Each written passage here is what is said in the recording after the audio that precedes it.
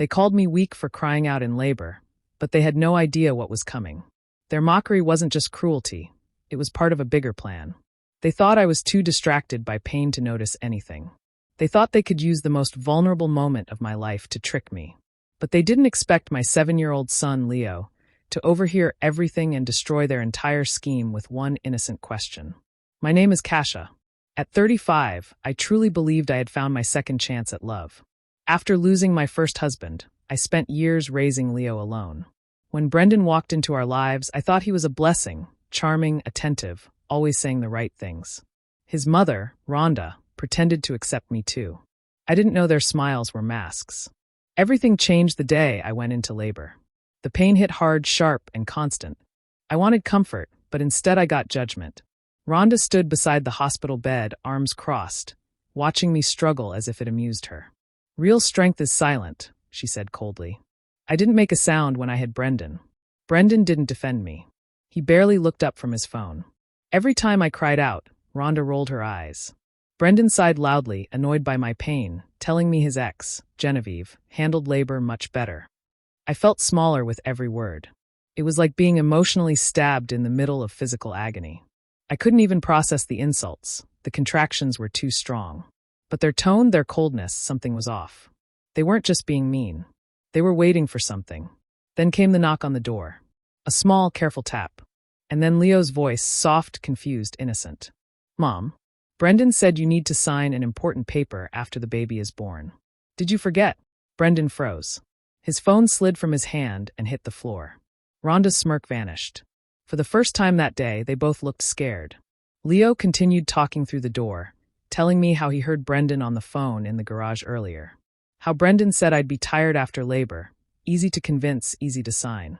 He repeated the words exactly the way he'd heard them, words that exposed everything. Words that cracked their plan wide open.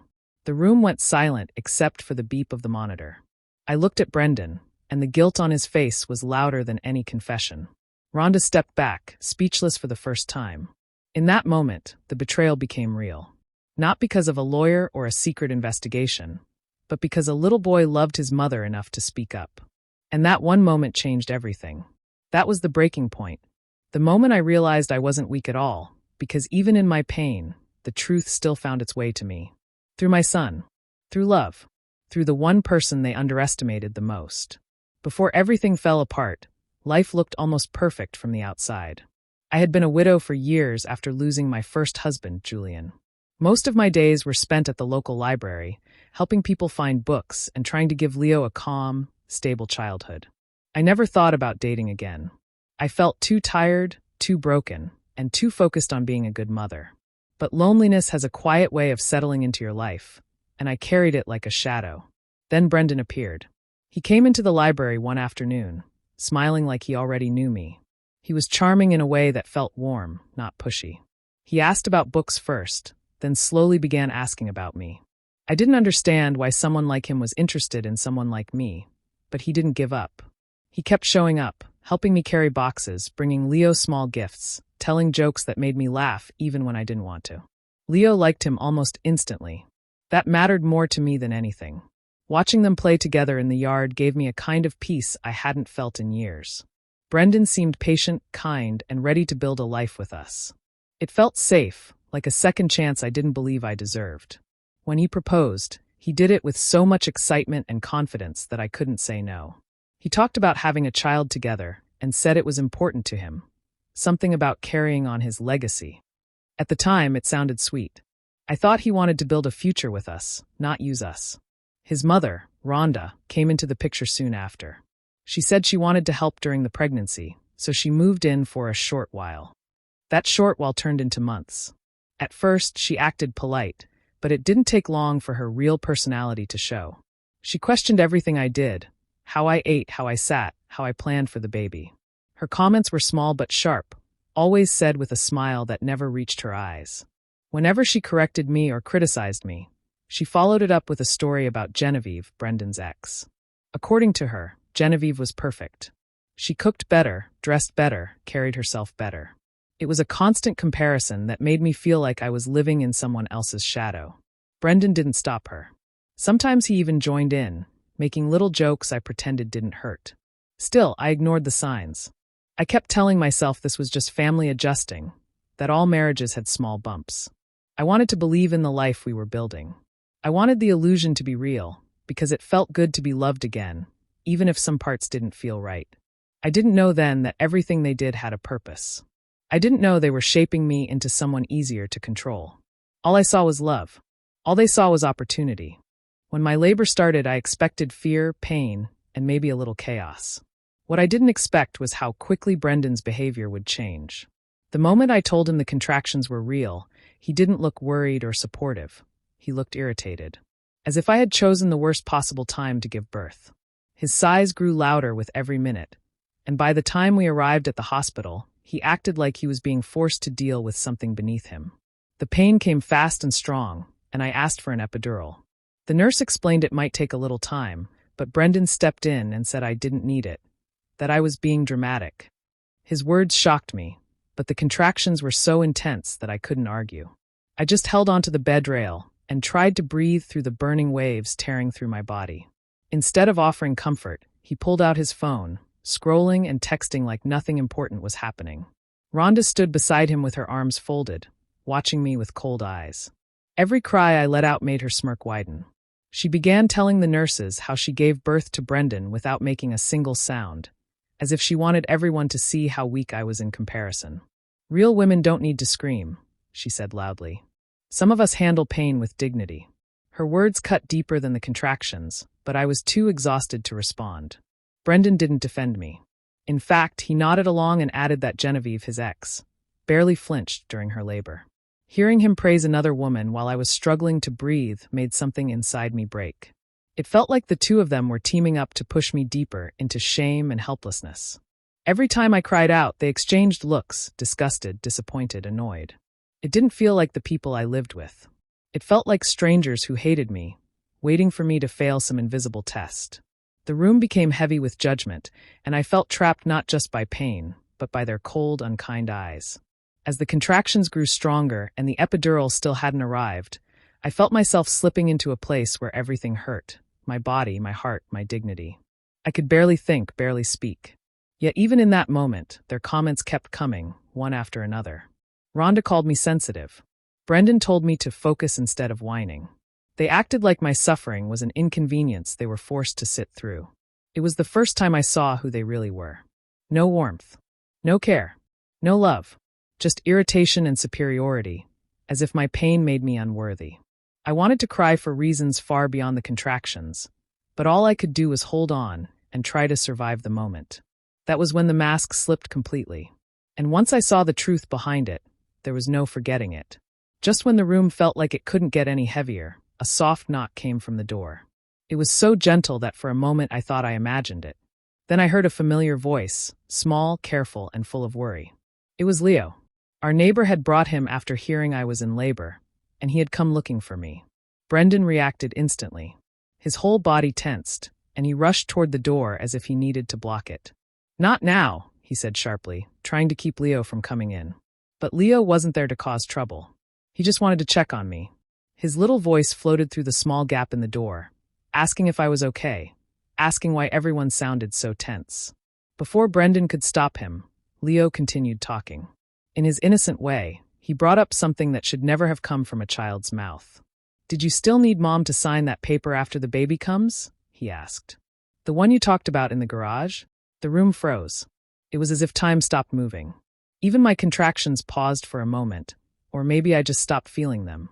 All I could hear was Leo's confused tone, repeating something he didn't understand. Brendan's face looked like all the color had been drained out of it. His eyes went wide, and he stared at me as if searching for a lie to grab onto. His phone slipped from his hands and hit the floor with a loud crack. That sound echoed around the room like a warning bell. Leo kept talking, unaware of the storm he had just unleashed. He repeated the words he had heard exactly. How Brendan said I would be tired after giving birth, how I wouldn't be thinking clearly, and how it would be the perfect time to have me sign something important. Something I had never heard of. Something I had never been told about.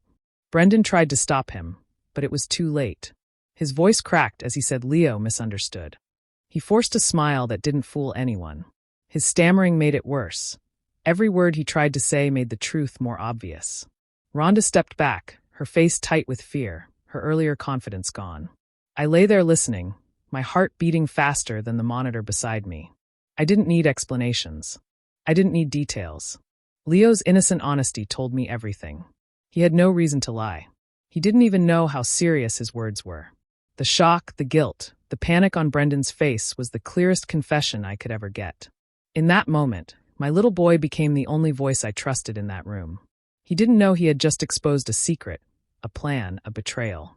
He was just trying to help. He walked in with love, and without even realizing it, he tore down the last wall hiding the truth from me.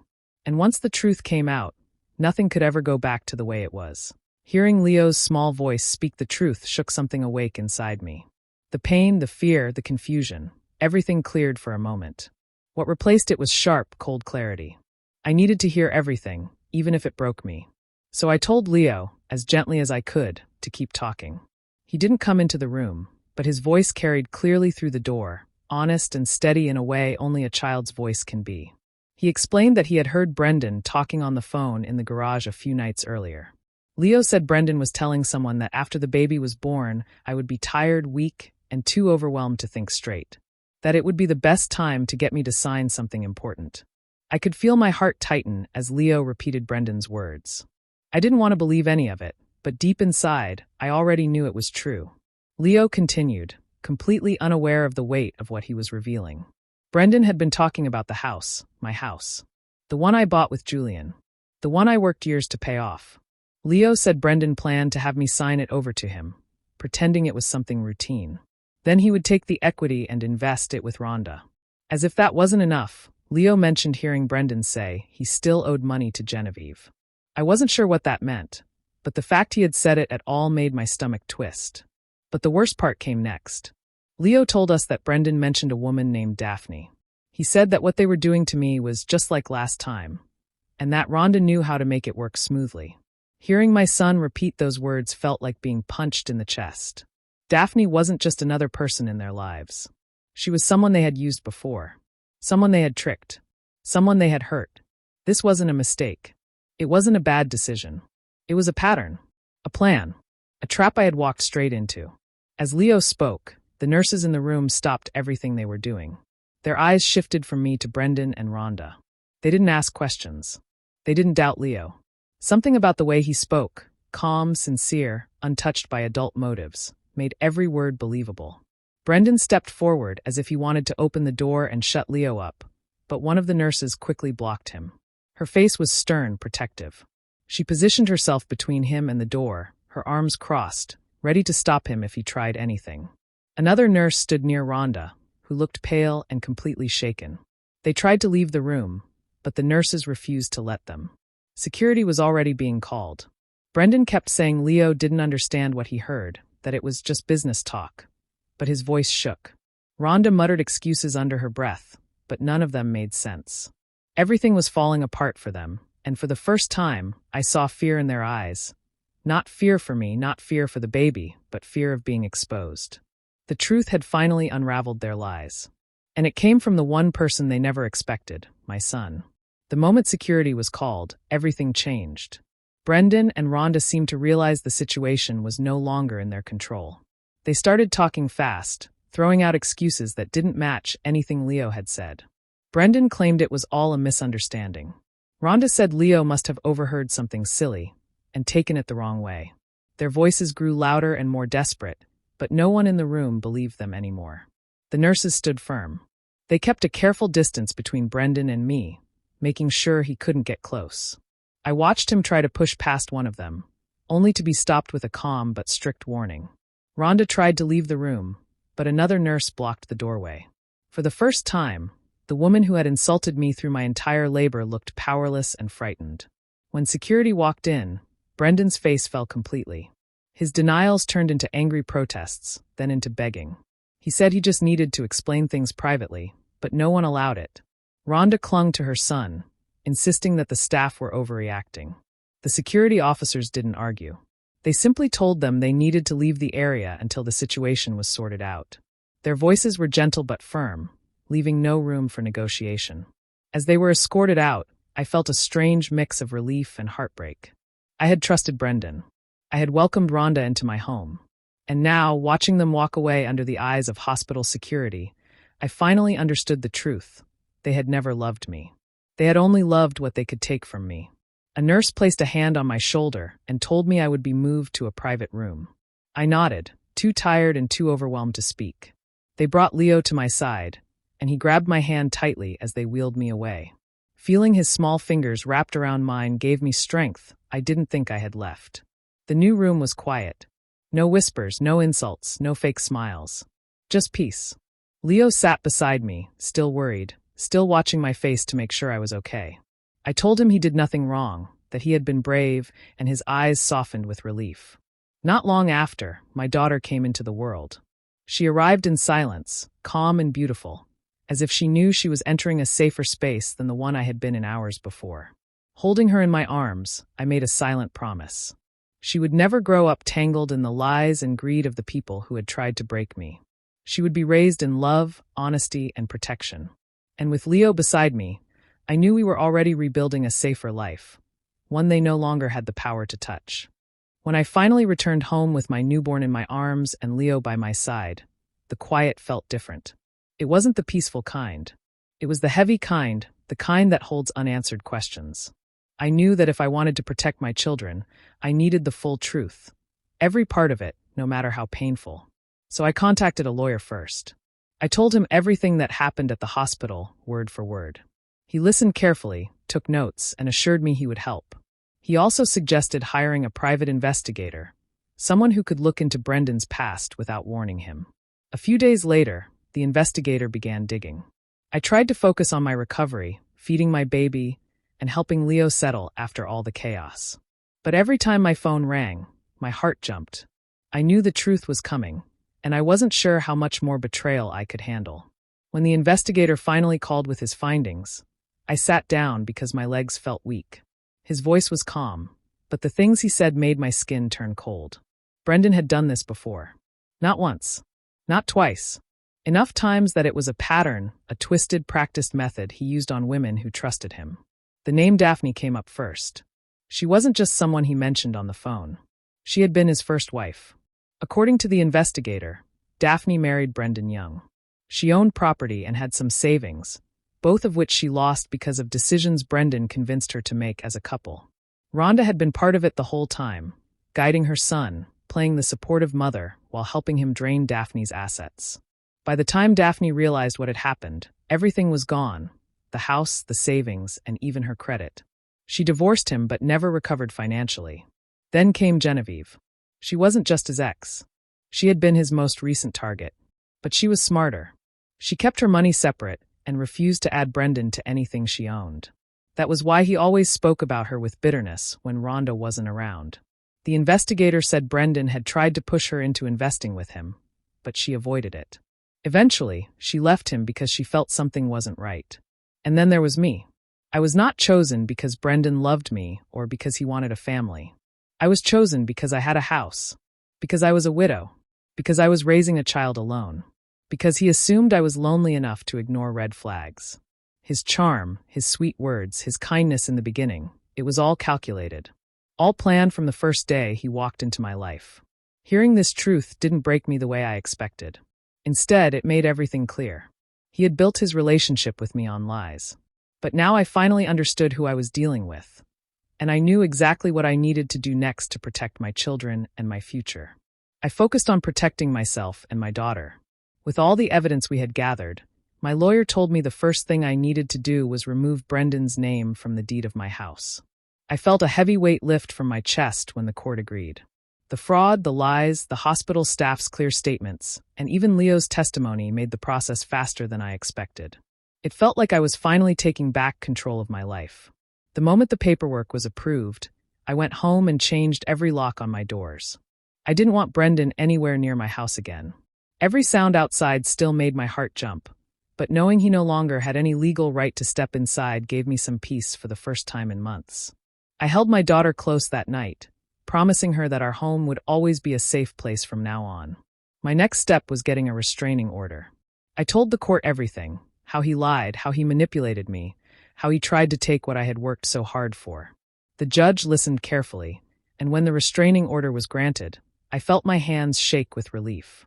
Brendan couldn't come near me or my baby, and that protection meant the world to me.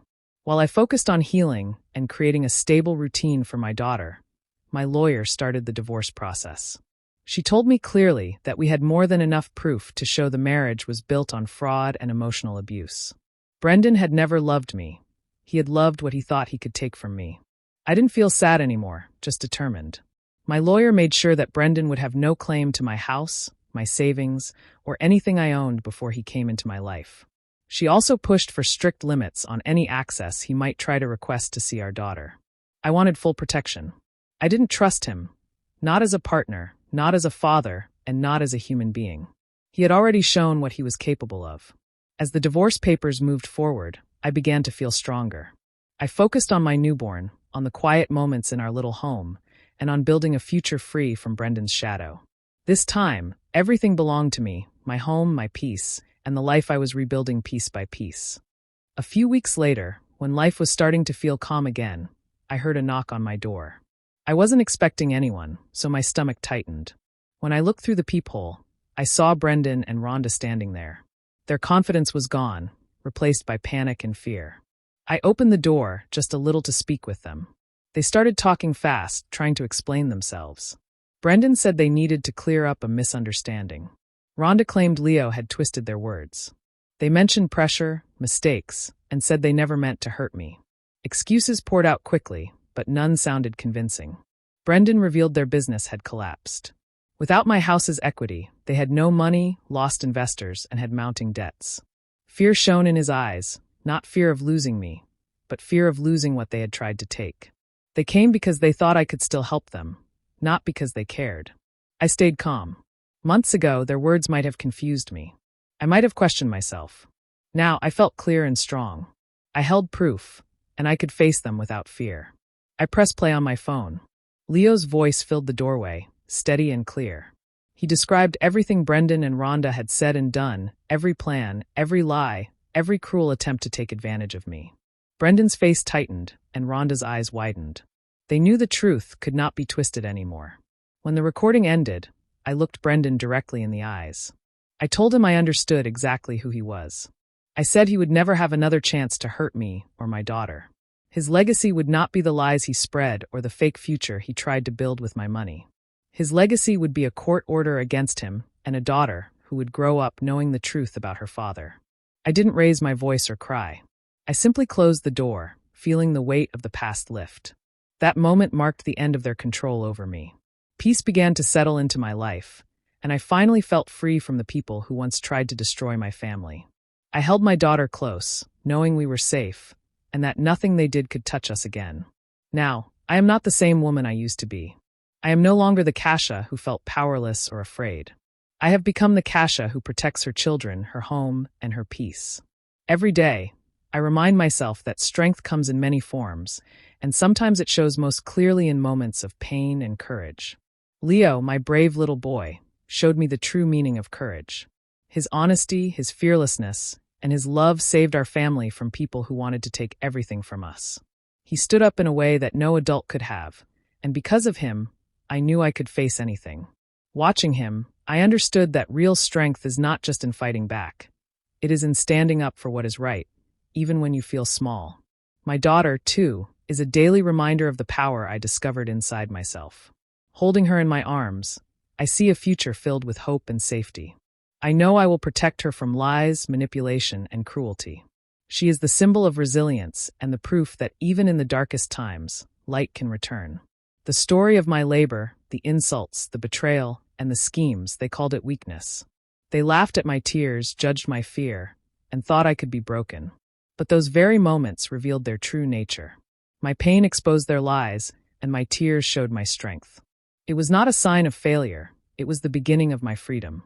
Now, my family is not what I once imagined. It is smaller than the dreams I held, but it is stronger. Built on honesty, protection, and love, our home is a place where fear cannot enter. Leo and my daughter are at the heart of it, and I will always stand for them. Every challenge we faced has taught me that resilience is more powerful than any betrayal. I will never allow anyone to call me weak again. I have faced deceit, cruelty, and danger, and I have come out stronger.